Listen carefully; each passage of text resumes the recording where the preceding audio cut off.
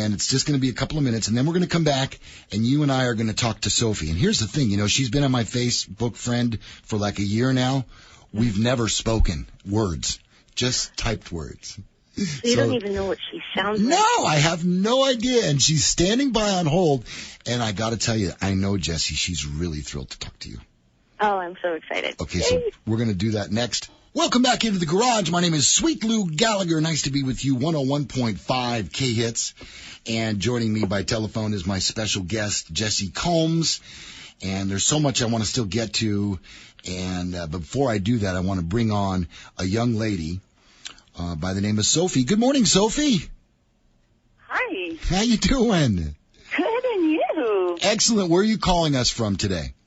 From Memramcook, New Brunswick, Canada. New Brunswick, Canada.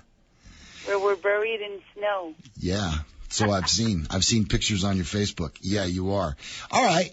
Jessi Combs. This is Sophie. Sophie, this is Jessi Combs. Hi, Sophie. Hi, it's a pleasure speaking to you. It's an honor. Well, what are you saying? I'm honored. This is pretty awesome. I didn't realize that this was going to happen. This is pretty great. Thank you. So, I'm really honored. Have you ever been out here in Canada? Yeah, actually, I did a Fat Tech trade show in Toronto about a year ago. So I was up there in the bitter cold. I did a speaking engagement about women in manufacturing. Oh, nice. Well, let me tell you a little bit about Sophie. Sophie is a car girl, to say the least. Soph, what are you and your husband working on in the garage right now? My dad's 75 NGB. Oh, that's right. You just pulled the engine on that, huh? Yeah, we're changing. Well, we're actually just changing the transmission. Mm-hmm. But you know those British people. Yeah. So you need to take the whole motor out to change the transmission on an MG. All right. Well, I gave you the opportunity, Sophie. I want to give you a chance to ask any question you might like of Jessi. So I get to get to know Jessi now? Yeah, go sure ahead. Go ahead. All right. Being a girl in the car industry, what's the dumbest helpful comment, or what they thought was the helpful comment you've ever received? Like a helpful comment? Well, they thought it was being helpful. I get those every day. I don't think I can narrow that down to one because, well, it's gotten to the point where, like, I'll go into the parts store, and thankfully they're starting to, know who I am and that I know what I'm talking about. But anytime I typically go into a parts store, they'll be like, they ask the stupid questions, and I've just gotten to the point where I'm like, I'm smarter than I look. And they're like, oh, man, I'm sorry. I didn't mean to be talking to you like that. And I'm like, yeah, it's cool. Let's just keep going, but just know that I know what I'm talking about. And then, yeah, set them straight really quick. I'm smarter than I look.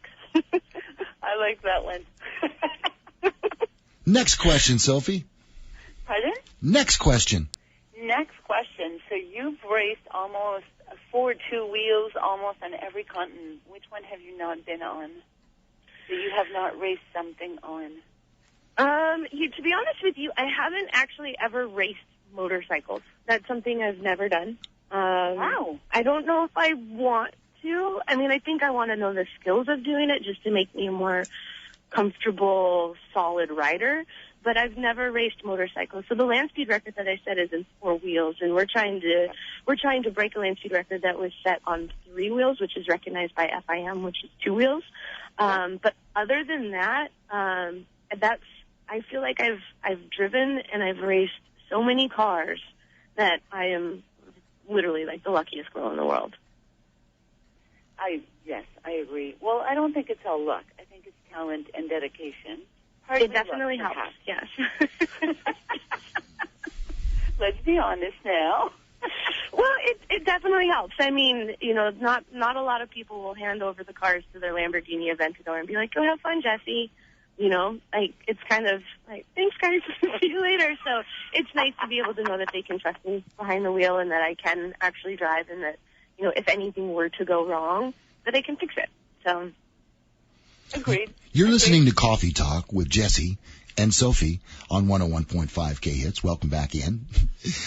Okay, so did you have another question, Sophie?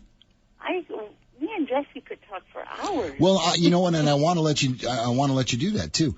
Here's the thing, Jessi and Sophie. A couple of months back, Sophie was telling me that they were doing some welding around the compound there, and in Canada, and they had a really bad situation with the helmet. And Sophie, I went to Jessi and I told her about your situation, and I think she has some news for you, don't you, Jessi? Yeah, I'll definitely be sending you one of my Lincoln Electric helmets in the mail, the Jessi versus the Robot. No way. Yeah, have you seen that helmet? Of course I did. I got two dealers, one of the two Lincoln Electric dealers in Moncton, the city in our area, to start carrying your stuff because they needed your gloves.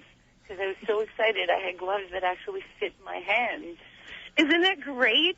I've never had a MIG glove that has ever fit my hand until we made them. I know, and you can actually pick up stuff with it. Go figure. Our dexterity is back. Yes. So now I'll have a helmet that I won't have to wear 3 bandanas underneath for it to fit on my head? Yes, it has like the best headgear there is on the market right now. It has the best optics on the market right now. I love this new helmet. Love it. Oh my God, thank you. That's so sweet. You can't imagine how big my smile is right now. Well, you can't. I learned a long time ago that it's hard to become a good welder if you don't have a good helmet. And so I made a pact with myself that someday I'm going to have my own helmet to make sure that people can see what they're working with. They can adjust everything to their perfect settings. If you want it to darken right away, then you can do that. And if you want it to be a little bit more sensitive, you can do that. And if you want it to be a little bit lighter, you can do that. So I love my helmets. There's lots of different settings on it, and it's amazing what happens when people will come in to me and they're like, I can't weld. And I'm like, here, try on my helmet and let's do this. And they're like, oh, I just couldn't see. That's all. That's the only thing that their problem was. So or the helmet wouldn't stay on your head. Yeah, it's always over your eyes. Yeah. Oh my God, that's amazing. Thank you. I'm actually, after this, I'm actually teaching a couple of my girlfriends how to weld. I've been getting them, I made them a small project, so they're making like a piggy bank out of metal with the slot, and so they had to cut out of the sheet metal that we had, and now they're welding with the MIG. And awesome. I love that you are sharing the knowledge. It's fantastic. That makes me super, super happy because that's what I'm all about.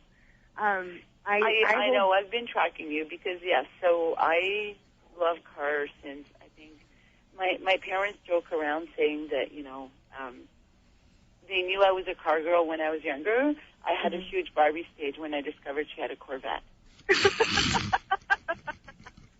It's Car Talk with Jessi and Sophie. So, yeah, they thought it was suspicious when I was trying to change the wheels on it.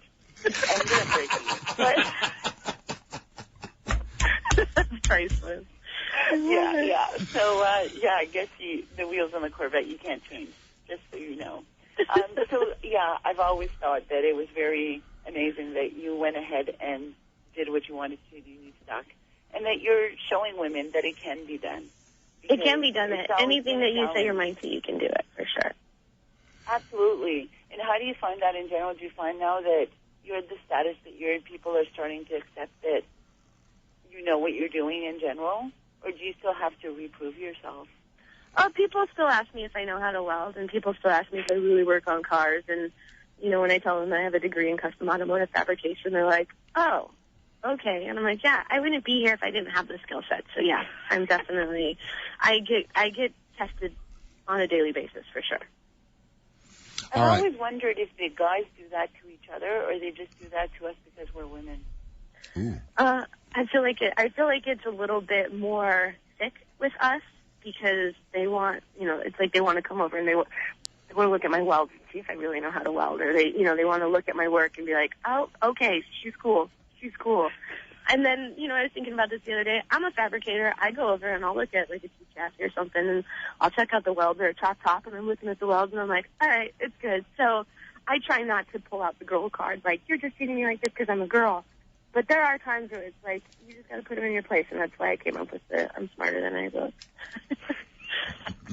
It's okay. I keep on joking around. You keep on saying that you're smarter than you look, and the expression that I tell people is I'm usually smarter than the average bear. Yep. All right, Sophie, thank you so much for calling all the way from Moncton, Canada. And that helmet will be on the way to you, and Jesse's going to autograph it. And I'm so glad that you guys got a chance to talk. That was amazing. You guys just made my year. Thank you. You're welcome. You're very welcome. Thank you. Nice to talk to you, Sophie. I'll PM you later, Sophie, okay? All right. All right. Bye. Jesse, the land